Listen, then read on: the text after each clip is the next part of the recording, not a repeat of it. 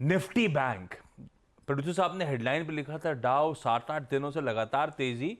हमारा Nifty bank पिछले 8 trading session से रोज गिर रहा है, कॉन्जिक्यूटिव डिक्लाइंस है, एक डाउनवर्ड स्ट्रीक में। ये देखिए आपकी स्क्रीन पे 8 ट्रेडिंग सेशन हो चुके हैं। वीरो, ऐसे में कहां सपोर्ट, क्या अप्रोच? और आज तो खैर बैंकेक्स की वीकली एक्सपायरी का दिन भी है और बैंकेक्स के भी ट्रैक्शन बहुत बढ़ गया है, तो एक्सपायरी का दिन कह लीजिए और उस बीच निफ्टी बैंक कैसा पोजिशन? देखिए आशीष, इसे कहते हैं एक्सट्रीमली ओवरसोल्ड इंडेक्स। जरा एक बार आप निफ्टी वर्सेस निफ्टी बैंक लगाइएगा। निफ्टी ने ऑल टाइम हाई क्रिएट किया था लगभग 3 मई को, लेकिन आपका निफ्टी बैंक उससे कहीं पहले यानी 30 अप्रैल को टॉप आउट हो गया था। वो जो 30 अप्रैल की कैंडल है ना, जरा आप उसकी हायर शैडो देखिए। हायर शैडो मतलब प्राइस ऊपर नहीं टिका।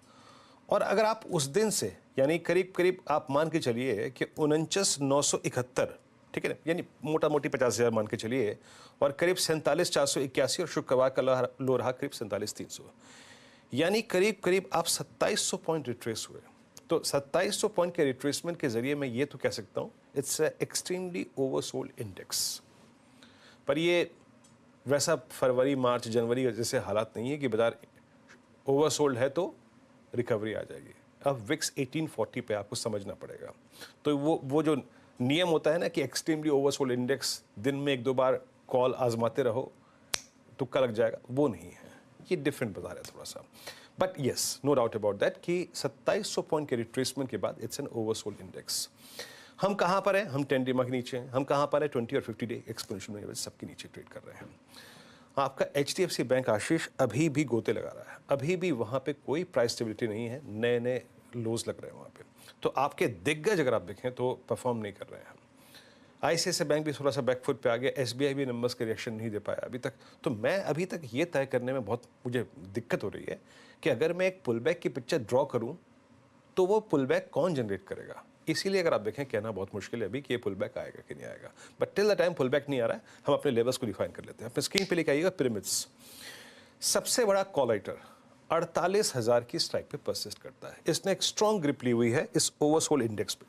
यानी ये तो हमें एक मालूम चल गया कि अगर ये ओवरसोल्ड इंडेक्स 48,000 के जोन को एक बार के लिए काट जाए तो शॉर्ट कवरिंग का स्विंग आएगा।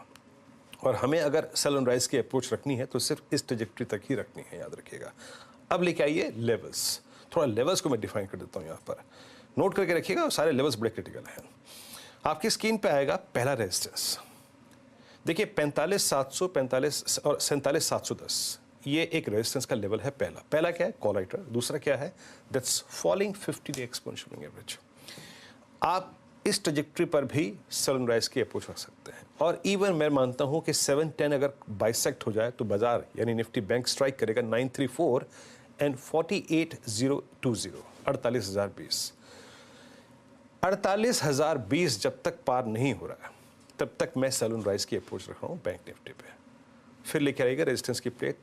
बट अगर 48,020 क्रॉस हो रहा है तो निफ्टी बैंक एक ट्रैजेक्टरी को अटेम्प्ट करेगा, that is 48,340, that's falling 20 day exponential moving average. 340 के ऊपर की पिक्चर ड्रॉ नहीं कर रहे हैं, लेकिन अगर 340 पर भी क्लोज हो जाए तो एक स्ट्रॉन्ग क्लोज होगा। बट टिल द टाइम 48,020 नहीं क्रॉस हो रहा है, याद रखिएगा अप्रोच सेल ऑन राइज की रहेगी। तो अपने आप को वेरिएबल रखिए, तटस्थ मत रहिएगा कि शॉर्ट ही करूंगा और ये लॉन्ग ही करूंगा, नहीं, ऐसा कुछ नहीं है। बट जो हम ट्रेड शॉर्ट पिक करेंगे, याद रखिएगा अभी as of now worst circumstances में वो जो टारगेट लेके चलने हैं वो है 47,210 और दूसरा क्या है? 47,006। 47,006 क्या है? ये है निफ्टी बैंक का 100 डे एक्सपोनेंशियल मूविंग एवरेज। पहले देखिएगा क्या पिक्चर ड्रॉ करी हमने। 47,006 निफ्टी बैंक का 100 डे एक्सपोनेंशियल मूविंग एवरेज। वहां क्या बात हुई थी? 21,806 निफ्टी का 100 डे एक्सपोनेंशियल मूविंग एवरेज। तो इस वीक के लिए वर्स्ट केस में हम as of now Ashish 100 day मा का जोन लेके चल रहे हैं। अगर वायलेट होता है निफ्टी पर 21,932 आशीष। ओह, 100 डे माँ भाई, ये है भाई लकीर।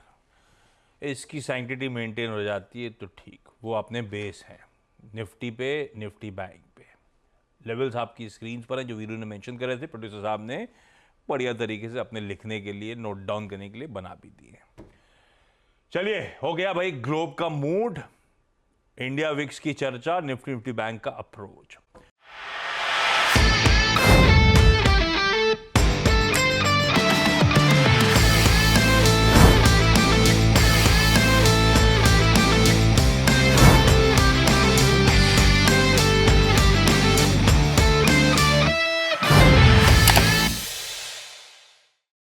बता दें कि मनी कंट्रोल पर दिए गए विचार एक्सपर्ट्स के अपने निजी विचार होते हैं। वेबसाइट या मैनेजमेंट इसके लिए उत्तरदायी नहीं है। यूजर्स को मनी कंट्रोल की सलाह है कि कोई भी निवेश निर्णय लेने से पहले सर्टिफाइड एक्सपर्ट की सलाह लें।